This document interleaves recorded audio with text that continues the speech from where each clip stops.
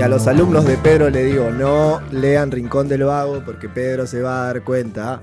Porque tiene Pedro es criado por Rincón del Vago. Tiene experiencia, la gente de los 90, la educación tiene experiencia con Rincón del Vago. Hemos zafado exámenes con Rincón del Vago. Sí, llegó Pedro a ser docente. Sí. ¿Seguirá existiendo Rincón del Vago? Sí, dice Mati que sí, lo usó para la facultad. Sí, lo usó para el programa de hoy. Bueno, hemos vuelto a Plástico gracias a la gente que está escuchando. Estamos muy contentos de estar acá, yo personalmente.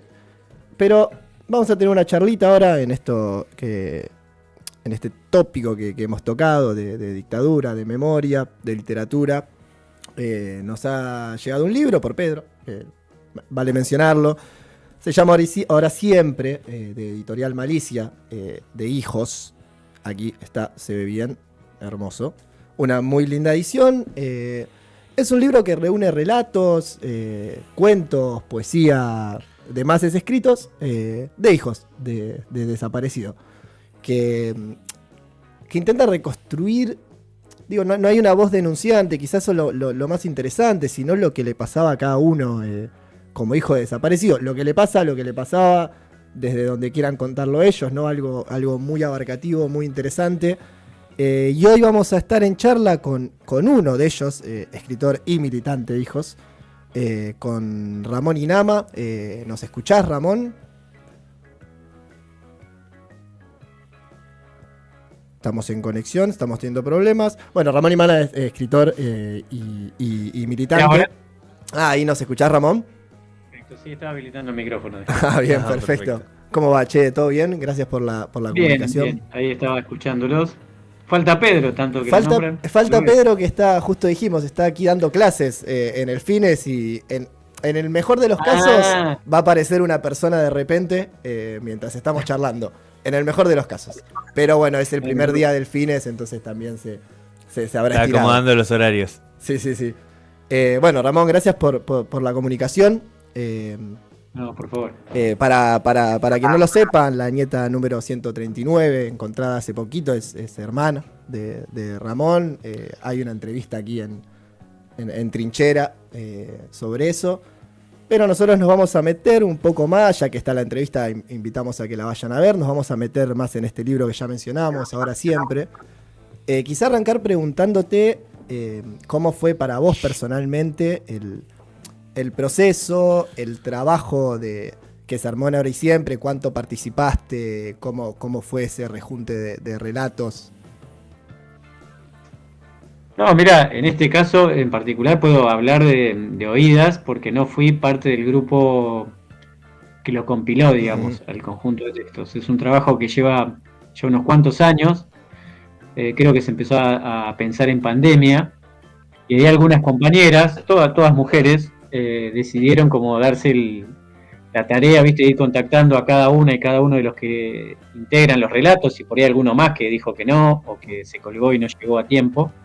Pero bueno, no, se dieron el tiempo yo calculo, de unos 3 años de recolección de material, en el cual, había premisas. Ahí creo que en el libro figura que las compiladoras son Lucía García Itzinson, Claudia Bellingeri, Clarisa Schwinn, Ana González Villar, una quinta, que no me mate, y creo que el diseño de las imágenes, que tiene una particularidad, viste que no hay rostros. Sí, sí, pero, ahí, perdón, para que la gente lo entienda, sí hay pequeñas fotos después de cada relato donde no aparece un rostro. Simplemente inclusive la tapa y la contratapa es también... Claro, es una elección estética, ¿no? Por supuesto, teniendo en cuenta el valor simbólico por ahí de la no identidad.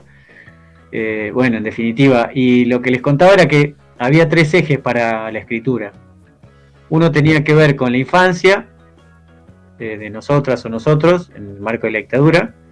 Otra eran los padres, ¿no? Si quisiéramos decir algo de ellos o de ellas. Y otro era la participación en hijos. Entonces, digamos, después igual la escritura era libre, cada uno podía mandar lo que quisiera, pero si había necesidad de una ayudita o de un disparador, podían ser esos 3 ejes, que fue medio lo que articuló todo el libro.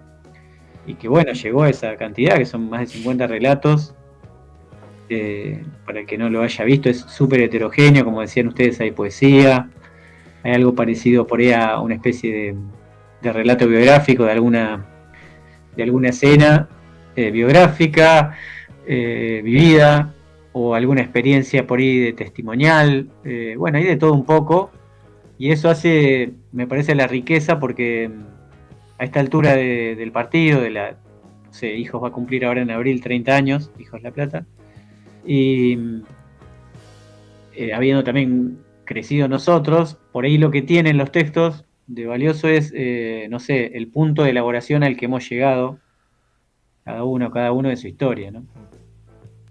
Ramón, ¿cómo estás? Juan te saluda. Hablabas de esto, ¿no? Sí, el libro compone una voz heterogénea, ¿no? En las formas también, digo, estos textos testimoniales, estos cuentos, esta poesía, pero también integra una voz general que es como entrar a una atmósfera en el libro, ¿no? Hay cuentos y textos y poesías muy potentes, con mucho golpe. ¿Cómo pensaste tu texto? Y si tuviste en cuenta esa atmósfera general que se iba a formar en el libro. Sí, no sé si lo pensé, digo, como que podía aportar buenísimo si lo genera, porque es cierto lo que decís vos, lo recibí como devolución de más de un lector, que uno por ahí lo veía súper ecléctico al libro, ¿viste? O sea, lo heterogéneo también hace a veces que no sabés si tiene como una linealidad, o aunque los textos sean heterogéneos, bueno, que la homogeneidad esté en eso que por ahí vos planteás, no sé, como en un clima o en una... yo no sé si aporté eso, pero sí lo que busqué, porque yo elegí la militancia de hijos como tema, algo que nos remitiera un poco a esa escena, ¿no? A lo que para nosotros significaba el juntarnos en aquellos años 90, y lo fraterno y lo complementario entre la política que estaba ahí naciendo y lo contenedor que significaba para muchos de nosotras y nosotras. Porque lo cuento, es una anécdota muy divertida, así de post-asamblea nuestra, pero en el marco de lo que significaba para nosotros eso, ¿no? Eso, que estábamos conviviendo un poco con la historia de nuestros viejos y nuestras madres, y bueno, eso estaba en el aire, y traté de rescatar eso y de ser un poco efectista, ¿no? De jugar con lo simbólico, ¿no? Con eso. Bueno, mi texto se llama La silla del colectivero, aludiendo precisamente a un breve laburo que tuvo mi viejo acá en La Plata, que creo no fue ni más de 6 meses, pero bueno, quedó el mito de que yo era el hijo del colectivero. Mi viejo tenía 25 años cuando lo secuestran, había pasado por varios laburos, pero bueno, su vida estaba en su efervescencia, todavía tenía mucho para dar.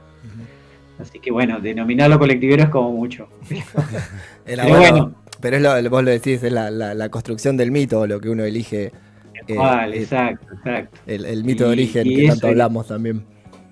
¿Cómo? Como el mito de origen que tanto hablamos a veces, es construir algo desde donde partir. Cual.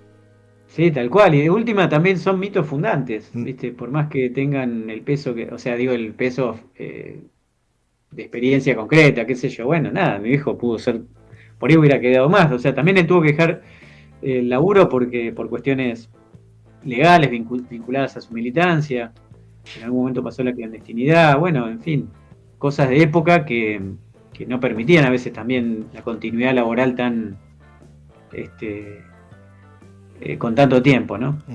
Corro un poco del eje. Mencionaste ahí los comienzos de tu militancia en Hijos, y metiéndonos en tu lado de escritor y de poeta, digo, ¿qué lecturas, si es que las tenés, qué lecturas acompañaban también ese proceso? Si tenías tus lecturas con referencia a la dictadura, si había una forma de acompañarlo a la memoria. Y mirá, para ser éramos demasiado lineales. Nosotros cuando arrancó Hijos armamos las famosas comisiones de lo que era una asamblea, qué sé yo, y una de las comisiones o grupo era el taller de la memoria, o comisión de la memoria, que lo que hacíamos era, entre compañeros y compañeras, dedicarnos a leer y a buscar los documentos o los libros que nos ayudaran a entender el origen o digamos, la formación, la construcción ideológica de las organizaciones de las cuales fueron miembros nuestros padres y madres. Entonces leímos sobre maoísmo, sobre Montoneros, sobre el ERP. Bien, lecturas históricas, digamos. ¿Cómo? Lecturas históricas, digamos. Sí, totalmente, sí, estábamos totalmente imbuidos por lo que era, y también fue un boom ahí los 90, un poco los libros de ese estilo, ¿no? Reconstruir un poco lo que era la militancia setentista. Uh-huh. Después igual la literatura también siempre acompañaba, pero no era lo mayoritario. Sí, no era lo principal, quizás estaba un poco relegado, ¿no? También entendiendo el contexto. Sí, igual yo leí siempre es muy llamativo, pero en mi casa no había libros, yo no había biblioteca en mi casa.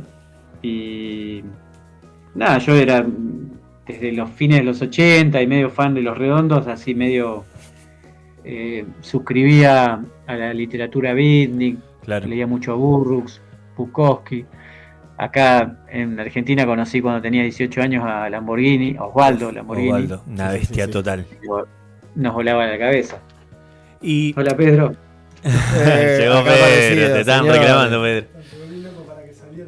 Y te abandoné yo, perdón. No estamos en la lectura, me decían, chicos. Sí, Burroughs, Lamborghini. pensaba en tu yo poeta, ¿no? Que el poeta suele ser alguien que trabaja todo el tiempo con la experiencia, con la perspectiva, con el yo también, en ciertos sentidos. Y preguntarte eso, ¿cómo se filtra en tu yo poeta la experiencia y el pasado y el presente de tu vida hoy, ¿no? Imagino que en los 90... Si empezás a escribir es muy cercano todo, pero hoy que la experiencia te da otras perspectivas, ¿cómo trabaja tu yo poético con la experiencia? Y es que en realidad fue como la poesía es eso también, es medio como una decantación de la palabra entonces por ahí la poesía que escribo hoy o en los últimos años tiene que ver con eso que no podía decantar en ese momento, que estaba muy, lo contrario, condensado, estaba muy expandido. O sea, Claro. Nosotros teníamos una necesidad voraz de comernos todo lo que tuviera que ver con la ideología y también las cuestiones culturales de nuestros viejos, ¿no? O sea, ahí leíamos mucho la revista Crisis, que teníamos acceso a las revistas en físico, ¿no? Que quedaban dando vueltas, que alguno nos prestaba partes de la colección y ahí entendíamos el contexto cultural que acompañaba ese proceso político, ¿no? Entonces también estaban todas las lecturas alrededor de lo que también se pensaba políticamente. Entonces lo que digo yo es que para mí yo no hubiera podido escribir la poesía que escribo hoy en ese momento, porque era difícil, porque había que procesar y condensarlo. Yo me doy cuenta que ahora la poesía que escribo todo el tiempo remite a eso que se elaboró, ¿no? Voy a nombrar yo a Bolaño por primera vez. Hay momentos para recitar poesías y hay momentos para boxear. Excelente. Claro, tal cual. Sí, tal cual. Sí. Pedro, ¿vos Sí, como querés que- comentar algo? Estás acá como muy... Llegaste No, muy no. manija, estás que mordés el No micrófono. porque venía arrancada la conversación y no pude estar. Así que capaz que pregunto cosas charladas y eso. No, me da lástima que tenía ganas de intercambiar y de cruzar con Ramón y nos quedó un poco trunca. Nos queda pendiente igual la visita al piso y la charla Sí, obvio. más extendida. Por Pero supuesto bueno, que prometo cumplir. sí, no, un poco igual me imaginé que la charla fue un poco por eso. A mí me interesaba pensar, estos cruces cómo se van dando en tu recorrido y desde la escritura, pero también desde la lectura, cuáles son las poesías, los recorridos poéticos que acompañan y también, estuvimos charlando con Ramón hace unos meses acá en Trinchera celebrando la noticia del reencuentro también con su hermana. Que sabemos que son experiencias que llevan sus procesos y me imagino que también la lectura siempre es en los distintos momentos que uno va atravesando que tienen sus vaivenes, siempre uno encuentra los textos que que acompañan y demás. Pero bueno, no me quiero meter mucho porque voy a entrar en cosas charladas y eso. No, pero está muy bien. Después la veré. Está muy bien, está muy bien. El recorte. Estamos recién empezando, Pedro, así que... Perfecto. Y esta pregunta que me hacían los chicos de la cuestión de la contemporaneidad, de lo que uno escribe con la experiencia, y bueno, se cruza con eso. Yo ahora estoy leyendo básicamente poesía, muy poco ensayo, novela, porque lo que busco es nada, como una especie de ida y vuelta en la forma que yo elijo, que mi escritura es muy prosaica, de poesía digo, ¿no? Sí, muy lineal, muy coloquial, que para mí va decantando sola en el devenir de la escritura lo que yo quiero decir. Entonces, bueno, me nutro un poco de esa poética, un poco noventista en algunos casos, por ahí ahora más contemporáneamente también sigue existiendo en medio de esa forma así prosaica y de escritura no muy lírica, digamos, ¿no?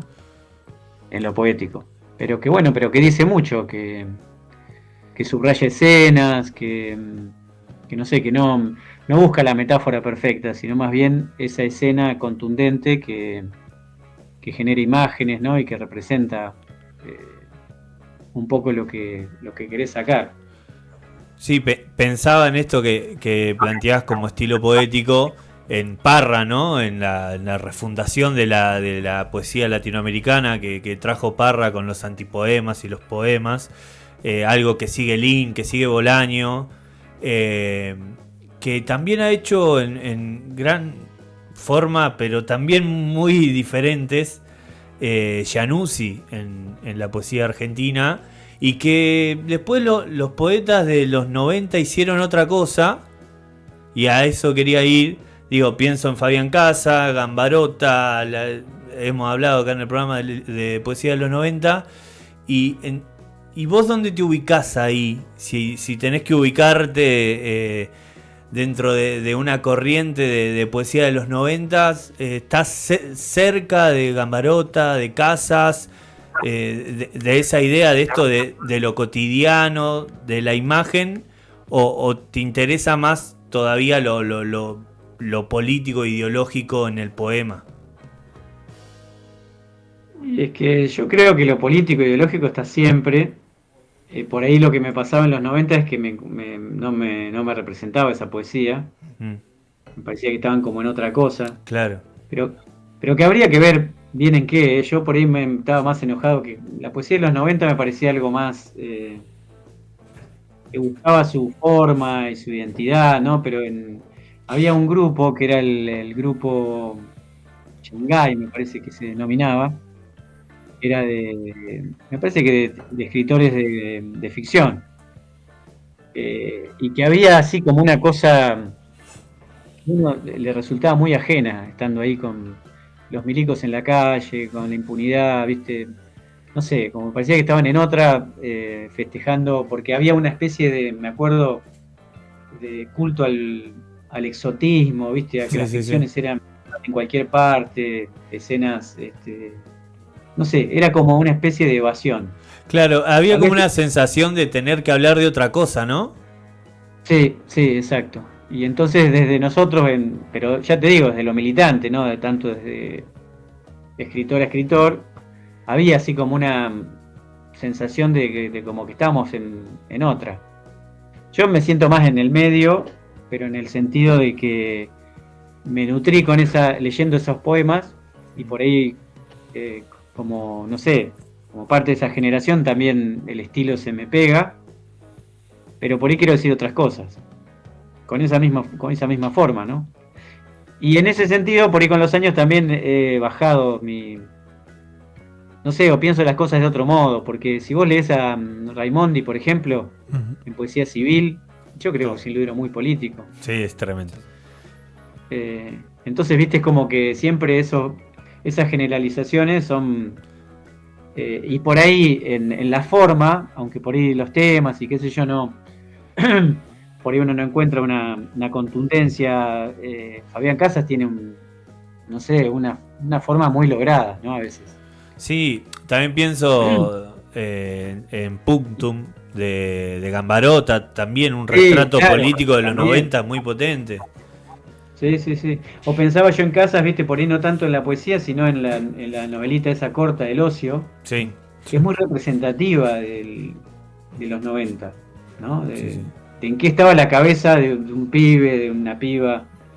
Sí, y también pensar un poco las generaciones, digo, a veces aparecen los cánones y nos instalan la idea de, bueno, en los 90 se escribía tal cosa o tal otra, y uno con el recorrido, primero que uno como lector va cambiando y va resignificando ciertas lecturas y también va encontrando otras figuras, digo, no sé, tal vez lo mencionaron, pero a mí hoy me está impactando muchísimo últimamente, y hablamos mucho en el programa de la figura de Brizuela, del Brizuela lector y del Brizuela escritor, digo, un Brizuela que también es parte también del proceso de Ahora Siempre, y que también uno va encontrando en esa obra un montón de cosas que en su momento no había encontrado, no había sabido ver, digo, las obras van teniendo sus tiempos y sus etapas, y en ese sentido también me interesaba un poco preguntarte eso, digo, hoy es que decías que estás leyendo más que nada poesía, digo, ¿quiénes son hoy quizás los autores, las autoras que tenés más presentes, que te están acompañando más en esta etapa de tu vida?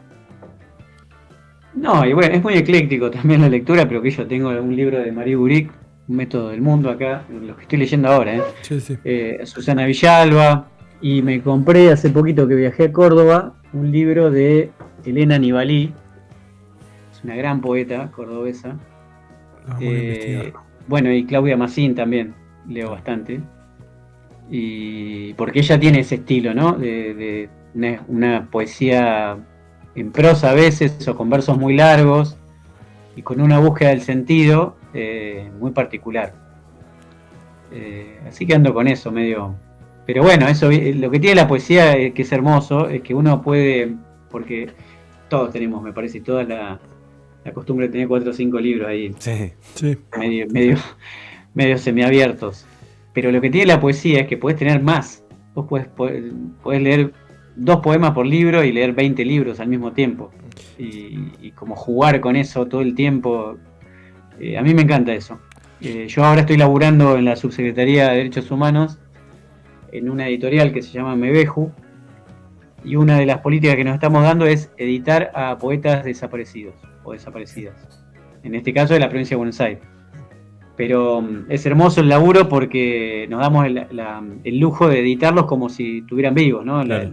La idea reparatoria que tenemos es, los familiares nos prestan los textos y nosotros podemos jugar con ellos, incluso algunos no tienen título y se los creamos nosotros, o sea, hacemos un laburo de edición como el que hubiera podido tener esa o ese compañero si hubiera tenido la posibilidad de encontrarse con un editor para publicar y demás. Y bueno, esos poemarios son increíbles y medio que me han impulsado al ejercicio cotidiano de la ida y vuelta con cada verso, con cada poema, de apartecitas, ¿no? de cosas chiquitas, pero que son muy ricas a la hora de seguir de la lectura que me preguntabas, Pedro. Entonces, no sé, es como que voy también de lectura de los 70 a cosas re contemporáneas de ahora. Y perdón, no, dale. se me viene. ¿Cómo es el rastreo de estos autores y autoras? Más allá de que esto de familiares se acercan, ¿cómo es la selección después? Porque también entiendo que hay un trabajo ahí. Lo que hacemos es un laburo de detective salvaje, así. Claro. De hecho, la colección se llama Versos Aparecidos y es la continuidad de otra colección que habían empezado 2 compañeros de hijos, que son Julián Axad y Juan Ayub, que después del 2010 arrancaron con Los Detectives Salvajes, se llamaba la colección. Y arrancaron con algunos textos, pero algo que hacían a pulmón, y que después cuando no les dio más, y bueno, este compañero que está hoy al cargo de la subsecretaría le metió impulso a esta editorial, bueno, nos tiraron el proyecto a ver si lo podíamos agarrar y gustoso lo agarramos. Pero ese es un laburo detective, de indagar entre los desaparecidos, ¿viste? Y las listas, vas rastreando quién había dejado una huella de poesía en su haber, más allá de la militancia y demás.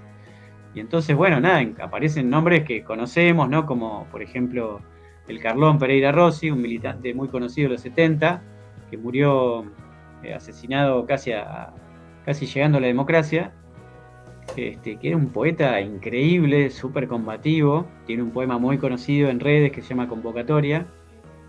Y bueno, no tenía solo ese poema, tenía un poemario que bueno, está próximo a salir. Y bueno, el laburo es ese, medio detective, indagando quién era poeta, y después el laburo nuestro no es que se acercan, por ahí me expliqué mal, los familiares, sino que nosotros vamos a contactarnos con ellos, a ver si había más material, si ese material da como para hacer un libro. Es un laburo previo de investigación, así muy detectivesco, pero muy lindo porque, bueno, completa también esta integralidad de que hablan siempre los militantes, ¿no? Que no estaban encasillados, o que no se piense la militancia como una cosa fría, ascética, ortodoxa, que no tiene la sensibilidad como la tienen muchos compañeros y compañeras que han dejado unos poemas increíbles. Sí, aparte muchas veces cuando se vuelve a esos poemarios, a esos poemas de desaparecidos, siempre es desde eso, es de intentar trazar nexos con la práctica militante y con lo que les pasó.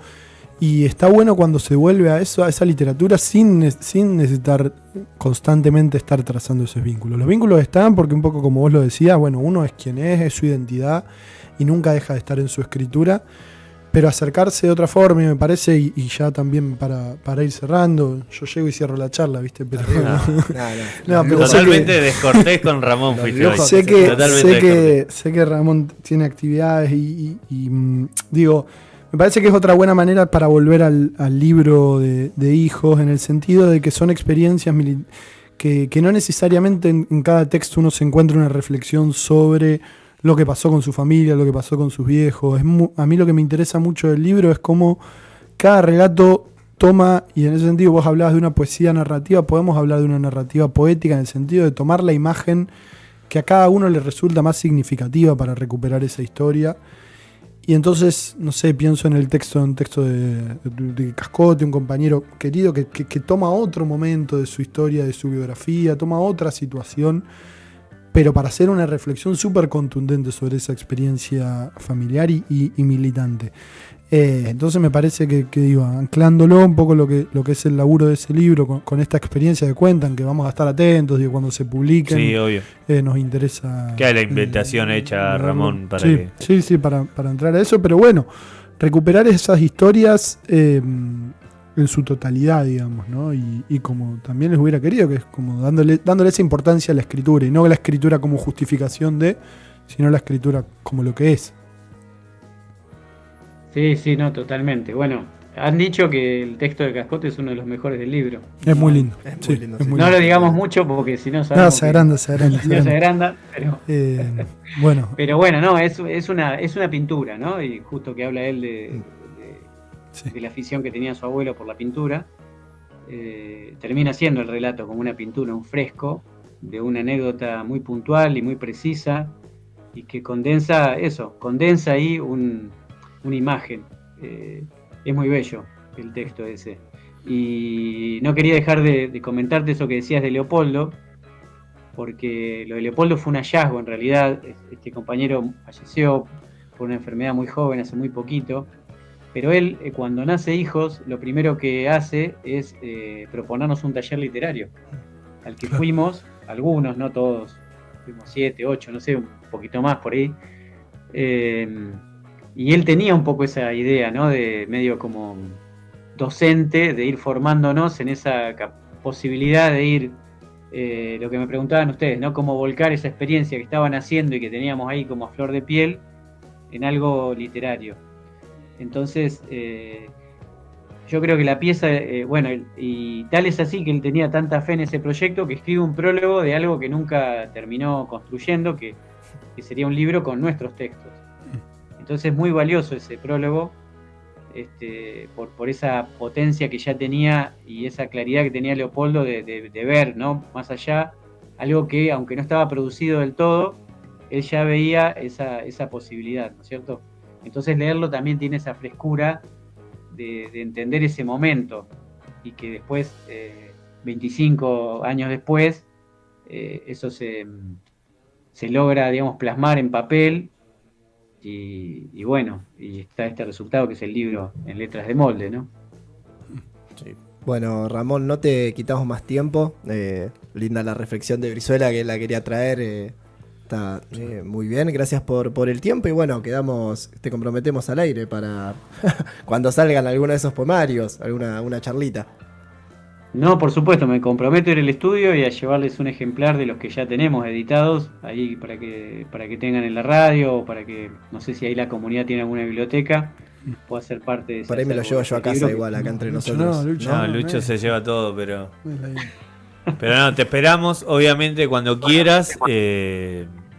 Las puertas acá del estudio de plástico de la comunidad de Trinchera están abiertas y para charlar.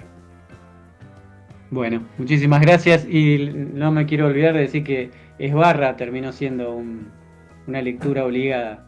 Bien, grande, excelente. Excelente. Esbarra. Muchas gracias, Ramón. Un abrazo grande. Chau, chicos. El estudio de plástico, dijo este desquiciado. Está totalmente desquiciado de poder. ¿Por qué? El estudio de plástico, el estudio de Trinchera. No, y si dije, nombré todo. La comunidad, Trinchera, plástico. Lo mencionó después. El FINE. Terrible. ¿Cómo te Todo fue, nombré. Pedrito, en el Fines? Bueno, perdón, linda charla con Ramón. Recomendamos El libro Ahora siempre. Realmente muy, muy lindo, muy interesante por todo lo que hemos charlado. ¿Cómo te fue, Pedro? ¿Cómo en el estás, primer Pedrito? Bien, a las Fines? Es corridas. como una nueva apertura esto, Estoy antes de las 8. Para prender el aire, loco. Estoy como... ¿Estás para aprender? ¿Tenés calor? eso, loco. Bueno, ahora lo vamos a Un poco aprender. las Vamos a escuchar corridas. una buena musiquita. Vamos a ambientar para pero que bien, se sienta cómodo. contento de llegar. Bien. Bueno, Y de charlar nosotros con nos vamos a un pequeño cortecito. ¿Ya hablaron de Boca? Bueno, vamos a un pequeño Dale. corte No, hablamos de- y volvemos después. Desde Tolosa, en Comunidad Ferroviaria, cavamos trinchera para dar a conocer